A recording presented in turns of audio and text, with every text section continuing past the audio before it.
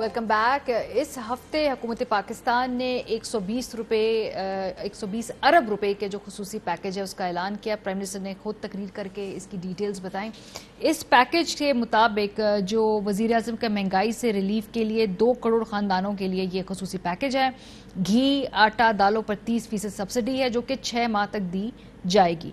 120 अरब रुपए की targeted subsidy फराहम करने के लिए डिजिटल तौर पर फाल mobile point of sale system तैयार किया गया है।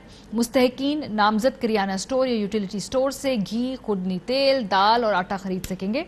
रजिस्टर्ड मुस्तहिकीन की तस्दीक नादरा उनके शनाख्ती कार्ड के मुताबिक मोबाइल नंबर के जरिए करेगा, जिसके बाद उन्हें मतलूब अशिया फराहम की जाएंगी। इस पैकेज से 2 अक़साम के मुस्तहिक अफराद फ़ायदा उठा सकते हैं जो पहले ही BISP से रजिस्टर्ड है, यानी कि जो Ehsaas program, Benazir income support program, जो भी नाम दे दें, उससे रजिस्टर्ड हैं, जिनकी गुर्बत का स्कोर 39 से कम और माहाना आमदन 31,500 रुपये तक है।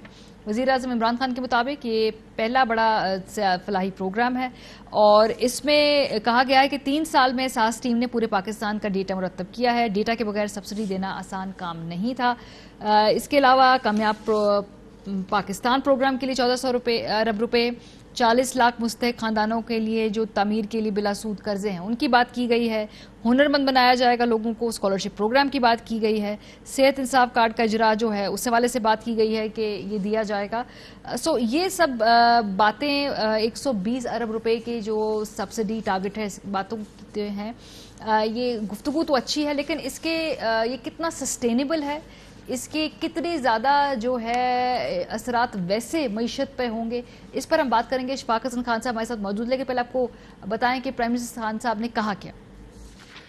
लेकिन हम आपके सामने एक पैकेज लेके आ रहे हैं और वो पैकेज है 2 करोड़ खानदानों के लिए और वो अफेक्ट करेगा तकरीबन 13 करोड़ पाकिस्तानियों को। और ये पैकेज है 120 अरब रुपए का जो फेडरल और प्रोविंशियल गवर्नमेंट मिलकर दे रही है। इसमें हम 3 खाने पीने की जो सबसे ज्यादा जरूरी चीजें हैं, घी, आटा और दाल, इसमें आप दुकान में जाके इस पे 30% आपको डिस्काउंट मिलेगा। हम 30% सब्सिडी दे रहे हैं गवर्नमेंट, और ये इंशाल्लाह अगले 6 महीने तक है, ताकि ये जब मुश्किल वक्त निकल जाए 20 लाख खानदानों के लिए 260 अरब रुपए के हमारे जो प्रोग्राम उनके लिए अभी भी चल रहे हैं, ये उसके ऊपर पैकेज दिया जा रहा है। 120 अरब रुपए के जो खुसूसी पैकेज है, इस हवाले से हम बात करेंगे। हमारे साथ डॉक्टर इशफाक हसन साहब मौजूद हैं, माहिर माशियात हैं। बहुत शुक्रिया सर वक्त निकालने के लिए, और बड़ी हमारी कोशिश है कि आम फहम ज़बान में उन लोगों को हम बात आज समझा सके जिनके लिए एक तो सब्सिडीज़ हैं और दूसरा ओवरऑल भी हम ज़रा मईशत के मामलात को समझ सकें। सबसे पहले तो आज ये सवाल वैसे अपोजिशन ने भी किया है कि जो 120 अरब रुपए हैं सब्सिडी के लिए आप लेके आ रहे हैं, ये आप कहाँ से लेके आ रहे हैं? क्या रियासत के पास ये पैसे, आपका क्या कहां से निकालेंगे और जो इधर ये इस्तेमाल करने लगे हैं? देखिए, बात यह है ना कि ये पैसा 120 बिलियन कोई आसमान से तो नहीं टपका है ना। ये वजारत खजाना ने ही प्राइम मिनिस्टर को बताया होगा कि हम इतना हम अफोर्ड कर सकते हैं, और जो भी रेवेन्यू हम इकट्ठा कर रहे हैं, अभी तक तो रेवेन्यू की पोजीशन काफी बेहतर है। जो टारगेट रखे गए थे मिसाल के तौर पर 4 महीनों में, उससे कहीं ज्यादा इकट्ठा हमने किया हुआ है। तो फिर अब तक तो रेवेन्यू की पोजीशन काफी बेहतर है। तो इसी तरीके से उन्होंने देखकर उसको प्राइम मिनिस्टर को एक नंबर दिया कि हम 6 महीने तक जो है इसको फाइनेंस कर सकते हैं, और इसके लिए हम बजट पे ज्यादा प्रेशर डाले बगैर हम इसको 120 बिलियन हम आपको दे सकते हैं, जिसका प्राइम मिनिस्टर ने फिर ऐलान किया। सर, ये जो मेरी बेसिक अंडरस्टैंडिंग है कि जो सब्सिडीज हैं, ये IMF कहता है कि सब्सिडीज पे रिलायंस कम से कम की जाए, लेकिन इस केस में अगर हम टारगेटेड सब्सिडी दे रहे हैं तो क्या यहाँ पे कोई क्लैश तो नहीं होगा? यहाँ पे कोई नापसंदीदगी का इजहार तो नहीं होगा? क्योंकि IMF की डील में पाकिस्तान अब दाखिल आज होगा, कल इस हफ्ते हो जाएगा फॉर्मली। देखिए, जो हम कर रहे हैं, ये सारी चीज IMF को बता दिया गया है, और अगर साइन हो जाता है तो उसका मतलब ये कि दे आर ऑन बोर्ड। और ये टारगेटेड ही है ना, क्योंकि ये जो बेनजीर इनकम सपोर्ट प्रोग्राम के जो कार्ड होल्डर हैं, ये में जहां जो भी परचून की दुकान होगी उसमें ये जाएंगे और कार्ड दिखाकर जो भी ये 3 आइटम जो है, घी है, आटा है और चीनी है, تو اس میں جو بھی اس وقت کی قیمت ہوگی اس پہ 30% ان کو رعایت مل جائے گی، اور یہ رعایت اس قسم کی چیزیں 6 مہینے تک ان کو ملتی رہیں گی۔ امید ہے کہ 6 مہینوں کے بعد ذرا شاید حالات میں بہتری آ جائے۔ یہی حکومت کے جو لوگ ہوں گے، اکنامک ٹیم، وہ یہ سمجھتی ہے کہ 6 مہینے میں کوئی معیشت میں بہتری آ جائے گی۔ اکنامک ٹیم تو جو سمجھتی ہے وہ obviously ان کا ایک اپنا پوائنٹ آف ویو ہوگا، آپ کیا سمجھتے ہیں ان 6 مہینوں کے اندر کیا حکومت کے پاس کوئی کوشن آ جائے گا کہ بھئی یہ جو پرائسز بہت بڑھ گئی ہیں ان میں وہاں پہ عوام کو 6 مہینے بعد ریلیف دے سکیں، اس لیے ٹارگیٹڈ سبسڈیز خالی 6 مہینے کے لیے انہوں نے اناؤنس کی ہیں؟ دیکھیں کم سے کم 6 مہینے تک جو عوام کا غصہ ہے یہ تو تھوڑا ٹھنڈا رہے گا نا، تو حکومت کو ذرا وقت بھی مل جائے گا اپنے گھر کو صحیح کرنے کے لیے۔ تو ان تمام چیزوں کو دیکھ کر کیا گیا ہے یہ کام۔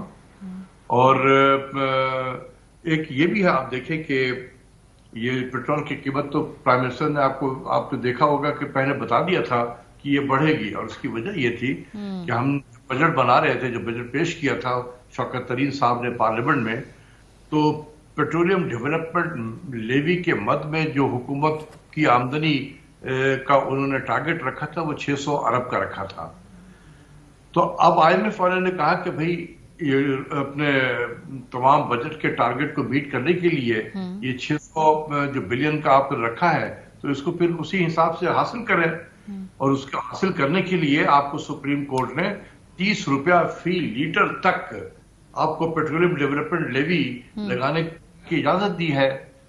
اب تک جو حکومت لگا رہی تھی وہ تقریباً 3 روپے 28 پیسہ تھا، تقریباً آپ سب سمجھ لیں کہ 1/10 جو ہے وہ ریٹ پہ چارج کر رہی تھی، لیکن اب تھوڑا بڑھائیں گے۔ جب وہ بڑھائیں گے آپ نے دیکھا کہ قیمتیں بڑھی ہیں اس کی وجہ سے، تو اس سے جو ریونیو ہے اس حکومت کے ریونیو میں اضافہ بھی ہوگا، اور اسی طریقے سے یہ چلتا جائے گا تو پھر ریونیو میں یہاں سے بھی تو اضافہ ہوگا نا۔